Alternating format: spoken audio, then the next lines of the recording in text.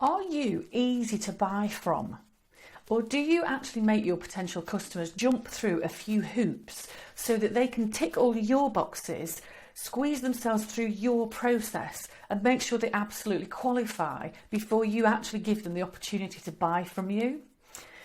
There is something in consumer buying behaviour that is referred to as the zero moment of truth. If you head over to Mr. Google and go and look up zero moment of truth, you will find that there's a stack of really, really useful videos about this. So it's well worth spending a bit of time to dig into.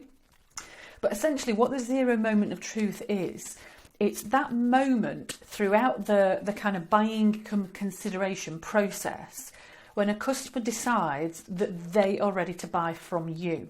Now, in the good old days, this zero moment of truth used to come a long way through the process. So customers might check you out a little bit. They might see, one of your print ads in the Yellow Pages or something like that. They might meet you at a networking event, or they'd take a recommendation, but they would want to kind of meet you and spend quite a bit of time talking with you to get to the point of feeling ready to buy. Whereas these days, with so much more stuff available online, what customers really like to do these days is check you out as much as they possibly can before they ever have a conversation with you, so that by the time they come and talk to you, they've pretty much already decided that they want to buy. So that's fantastic in the sense that it can save you lots of time on calls and meetings and things like that.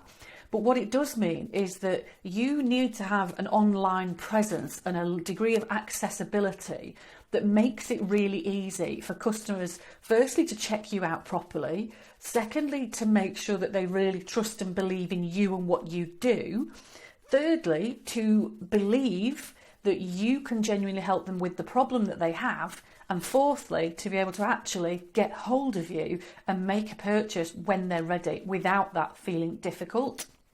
So, a couple of things to think about here. Probably the primary question that a new potential customer is always going to work through first is, can I trust you? Do I actually trust this person, this business, this process, this service to help me? So they're going to look at you on social media, they're going to check out your website, they're going to check out your Facebook page or LinkedIn profile or any other presence that you've got. And they're looking for evidence that you are trustworthy, that you're their kind of person, that you've got decent values, things like that. But they're also looking for evidence that shows that you've helped customers like them in the past as well. So that's a really big question for your customers first off. Can I trust this person and this business? So make sure throughout your social media presence, throughout your marketing, that you're really thinking about building trust. So sharing those client stories, client wins, case studies, testimonials, reviews, things like that are absolutely brilliant for building trust and showing customers that you are a good person and a good business to deal with. What they're also really looking for is this right for me? Is this the right business or the right service to help me? So what they would love to come and find through your social media or your website or your networking talks or whatever you're doing, all of your marketing, they're basically looking for, does this resonate with me? So they want to know, do you deal with the type of issue, the type of problem, the type of challenge, the type of growth spurt or whatever it is that they're having? Is that something very specific that you can definitely help with? Now, again, case studies and things like that work brilliantly here, but also things like frequently asked questions or what kind of challenges do we help with? So you can use your website, you can use things like blogs to do this brilliantly, is to think about all the different questions that you commonly get asked. And think about the things, the risks, the reservations, the things that stop people buying. And each one of those could be part of a frequently asked questions on your website. You might choose a specific case study that you know really addresses the most common questions from your customers, or you can write blogs about it, that kind of thing. So really think about answering that question before a customer ever gets in touch with you, because this is the question they want an answer to. They want to check you out. They want to see, does this person mention my specific problem or challenge or issue to give me the confidence that they're right for me? So then the crucial thing, of course, is I started off by talking about, are you easy to buy from? And I'm sure we've all been to those websites which make you fill in like a 27-page form, including your inside leg measurement, before you can actually ever get hold of a person. You know, you just literally feel like you're going through a process.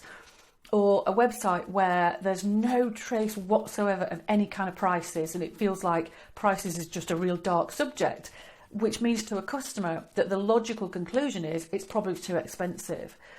So that's a key question for a customer these days. How much does it cost? So I would absolutely recommend having that information quite publicly available. I would not have said that a few years ago, but now it's something that customers are specifically looking for because they are checking you out much more in advance. So make all that information easy to grab hold of, and make it easy for them to get hold of you. Now, that doesn't necessarily mean that you have your mobile number slapped absolutely everywhere and that suddenly customers are going to start calling you 24/7. You might have a virtual landline number. You may choose to go down the route of a contact form or something like that on your website. Although, to be honest, I think that's quite impersonal. It's not the best approach. You're making it there a little bit difficult for people to get hold of you. So make sure your website makes it really clear, how does somebody get hold of you, and make that super easy. Make that, you know, 1 or 2 boxes of information at the most and a click or 2. Really don't make that a big long-winded process, or a lot of customers will just decide they can't be bothered and they'll go elsewhere. So that's my big question for you this week. How easy are you to buy from? And the 2 things you want to be considering about your online presence is customers want to know whether they can trust you. So you need to show that you're trustworthy. And customers want to know, can you help with their specific problem? So you really need to talk about the detail of exactly what you can help with. Share examples of other clients where you've helped with those very specific issues, and you'll overcome lots of those questions or queries that might get in the way of somebody buying from you. Then you just need to be really easy to contact, and then they'll get cracking. So I hope you find that helpful and useful. Would love to hear your feedback in the comments. Please like, share, email me back to let me know what you thought, and I'm always open to a conversation like that. And of course, please feel free to share this with anybody else you think would benefit. Thank you.